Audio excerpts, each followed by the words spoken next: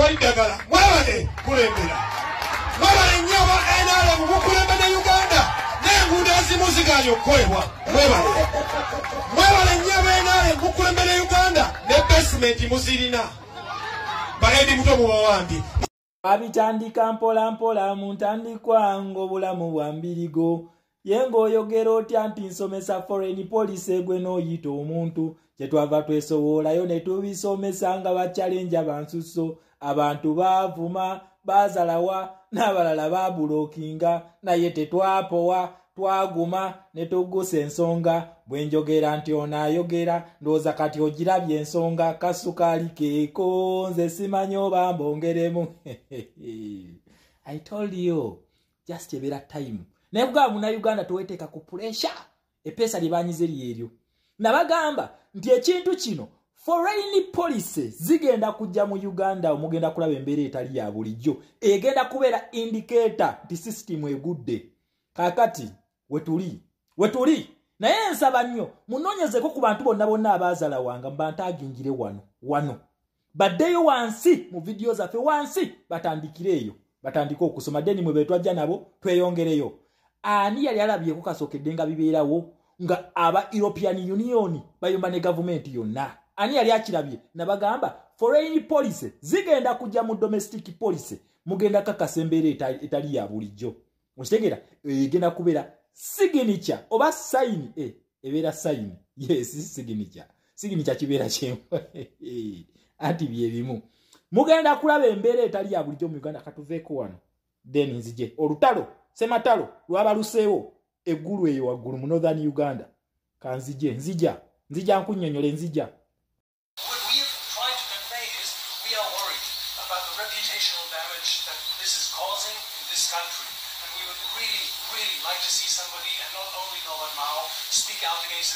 Sorry, this is a red line.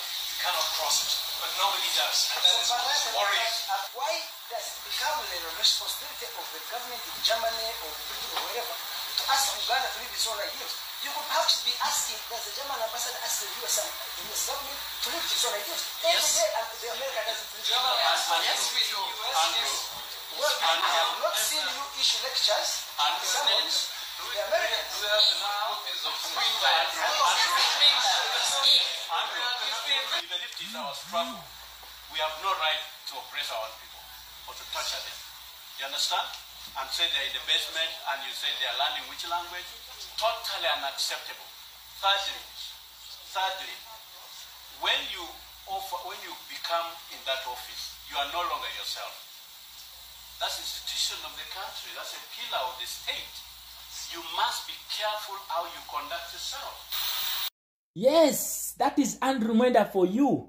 Era kyogamba ne baze mu Uganda era gwe mwogezi ate gwe nakugamba goli munafu gwe buli bakumpa buli bankusanga nkusobola njagala mujjukira omwogezi wa M23 gye tubadde Congo abadde Andrew Mwenda siwe kiri ebigambo ebyo nyini bye boogera Kagame bye yasembayo okugamba European Union yabagamba nako go to hell yali Kagame osegera lwaki abantu bano bakola ekintu ekyo baba bagala kulaga baneeno aba followers baabwe nti ate tetunanafuwa n'abazungu atusobola bagamba kino nenge ekitufu kiri nti system egudde kakati otuba nti olutalo luba luseewo wakati wa European Union ne government ya Uganda bingi ebyayiseewo nga kamera teziriiko ekiwandiiko kya UPDF kyeyisizza inga egamba nti Germany ye sponsoring obuyekera bwa National Unity Platform which is a registered political party temuchiwa makulu ekyo ekiwandiiko kyakwebuuzaabuuza olwako ka video akafulumye kulaga nti bakyayina command era bayina se nze kyensaba kiri bwe kiti kitegeeza mubizeemu kyemwakola ambasada wa America n'owa Germany mukimukoze siwe kiri kati njagala naye mumufulumye ntaddewo ssente njagala UPDF efulumye ambasada waki efulumye ambasada wa Germany bakootinze ekintu kye bayita Vienna Convention bagikootinze so ba student bange Vienna Convention mugimanyi yo twagisoma dda ajagala akirire wansi video mwaka mulamba mutwasomera Vienna Convention eyo bagikootinze era osegera kakati sisi mukootinze Vienna Convention njagala mufulumya ambassador oyo nga Canada we yakola Joy Ruth Achenge mujimu mufulumye wemba mwina evidence bino ebintu ebali mukola byakwesiriwaza Vienna Convention European Union ambassador akyakola naye wajja bantu ekyo kyegamba tobeera na partisan politics tomubeeramu omusajja owa German we yava ku kitebe kya NRM video kweri kuno yagenda ku kya NUP n'agamba tugenda kusinkana ebibiina byonna. That is the Vienna Convention, non playing non-partisan politics. Nabagamba National Unity Platform, the Revolutionary Party yezo okujjako NRM. Yensonga lwaki gye basinga okweraliikirira era gye bakwata n'attachment ne bagiteeka kuki gukubuyeekera. Munabagamba Museveni ekintu kyali mukola nti abaana bafa bateekako emmundu ayagala kuprovinga international community tuli buyeekera kubanga under United Nations Charter gwe munansi kasito situka government yo nesitule mundu nti ebakube United Nations Security Council yesituka nejja nekuba naye obanga oyine mundu ng'oli muyeekera bakuwa bwibwa kulwanyisa baku empoweringa n'ebyokulwanyisa ngo ekyali Syria. Since we are civilian, it is a civil revolution.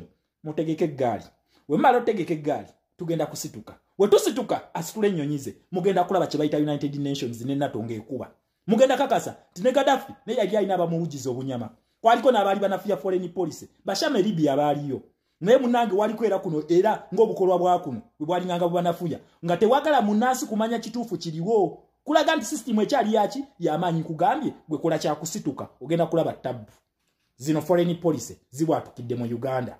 Otegere ekintu ekyo olutalo lwabadde lw'amaanyi. So muna Uganda tugenda mu protestive vote.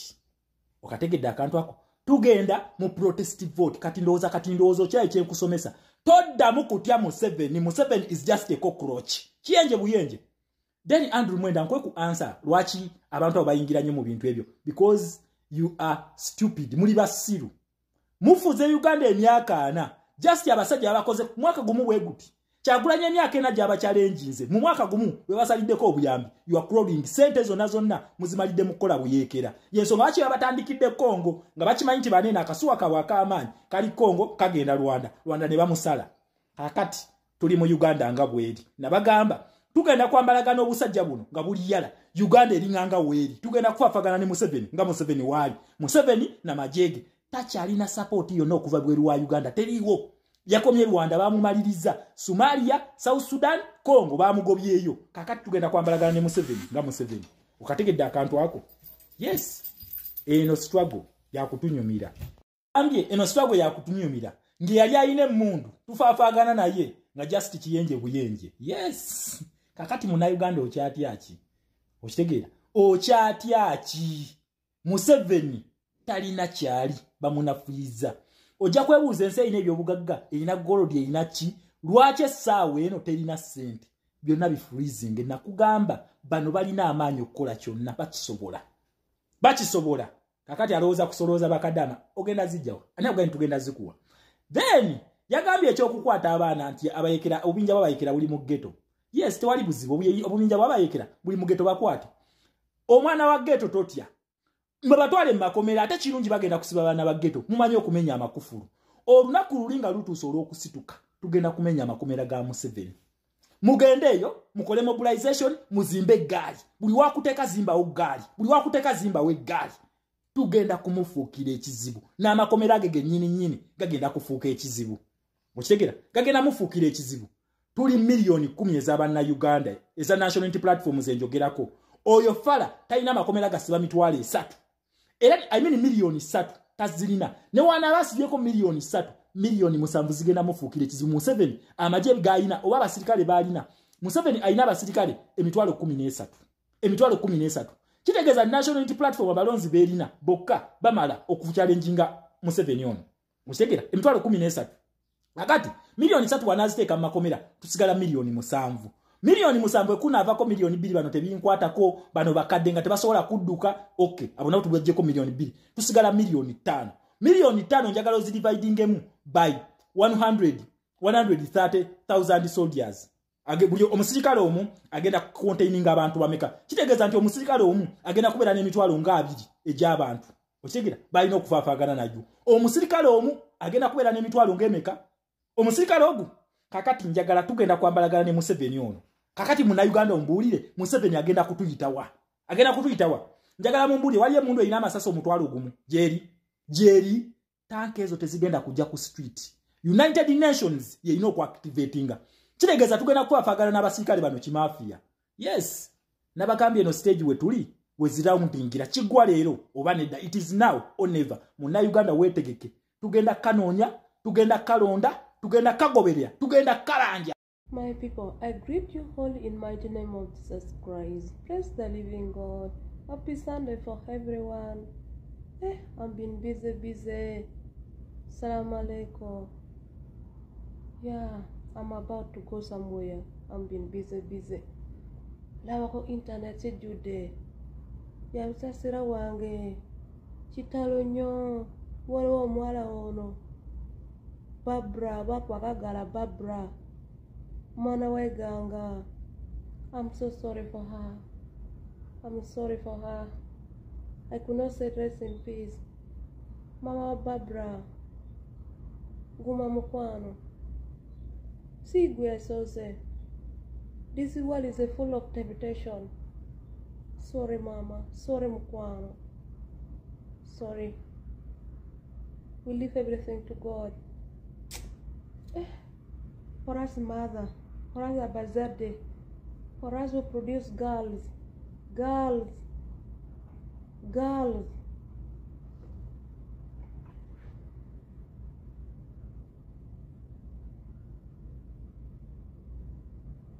Nenkangamene abakwano bange bakadama. My sister Kadama. Bamaza. Don't talk too much if something is happening. Olabako mutafunye bizibu. You get katini. Tuleta ku bulusinti kadama tosona sana kadama bichi kadama ajewa na aliko gata oba bichi olwachi ogata bambi abachala bakadama basista wange. Do you know this thing God created us with this thing? You cannot even manage to leave this thing behind. Olabako mana mutini laba bizibu ya mana mutini mana seso bala kote bera ko kilo ba half kilo ba quarter mulwade ya mana tawanya ko mutwe mana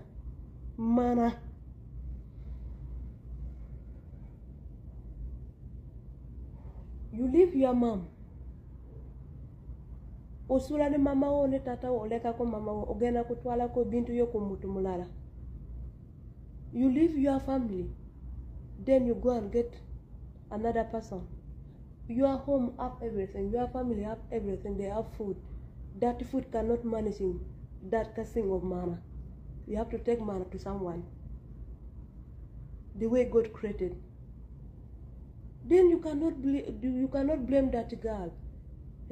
Because that girl, we came with this thing all in our body. At least if we can leave that thing. Say how you already live at home, why are you moving with it? Oh, better me been to you. Why is your go? Oh, Gamma gata komuche, Luachi bagata. Oh, mona muto. Katuna batuna komana bereko babiri. God created us this thing to be two, not one. Obo motafunye bizut. We have to come one. Tukwatagane. Oh no, see, Neda mukwano. Neda. Negwe yeka nyini. Even you know the way this thing can treat us. There's no anyone say, me I don't feel about Neda. Bulumuta feelinga, one way ta isawa yako feelinga. Jebali.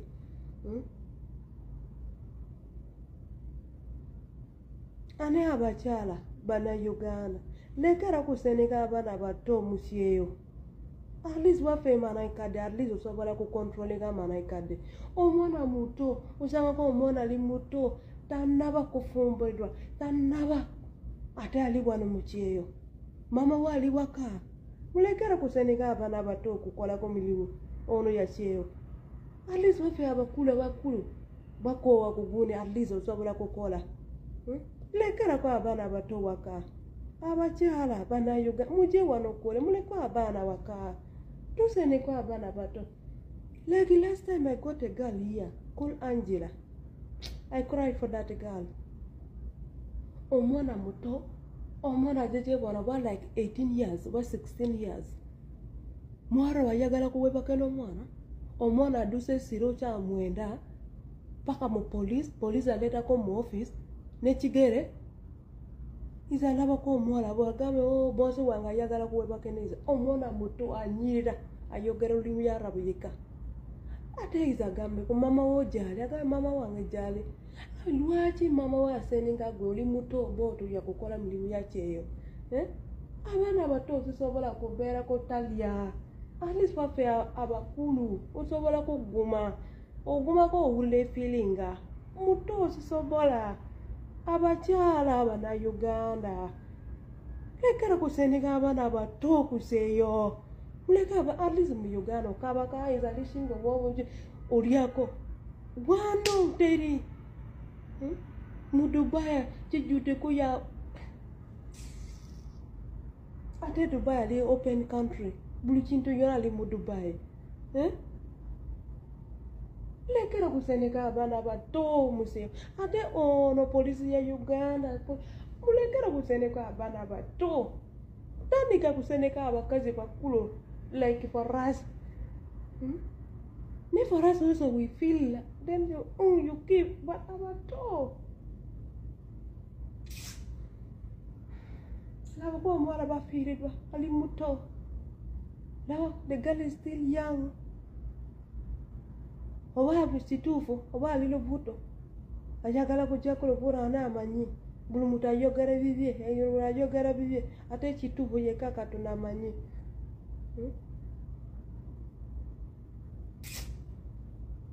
I feel so sorry. I feel so painful for us abazadde lekera kuseneka abaana bato omukyeyo ono si y'abaana abato omanyi bwaffe teri omuntu ava mu Uganda ayina olaba kadawo osanga kada bawange ali doctor bawange ali police bawange ali olabako omuntu olaba bawange ali doctor labako kadawo ngabe bawe ali doctor laba mulabe all of us we come here to work we have nothing olaba abantu biki teri kadawa ayina bintu mu Uganda olekako omugaga ya mama wo omugaga ya tata wo ojje wano kukola nedda all of us teri wadde yakuyiya yakunonya yakulya ate sabo zino tu blaminga muwala wono nyonyonyo ali muto all these girls who died in Dubai they are bato all of them they are young omanyi abalas ono family plan they don't like family plan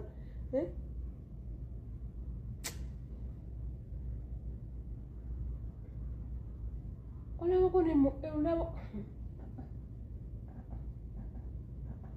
ebizibu ya mana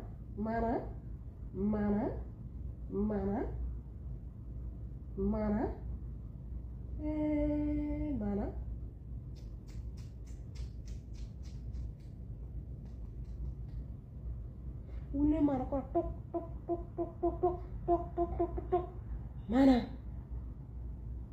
mana mutini ata wanya mutwe sisobola kubeera kilo ne kwata abantu sale otekako ku mikolo labako mutini that's why God created man abeera ku muvugumu because knows that thing is a odd thing sawa zino yakutikako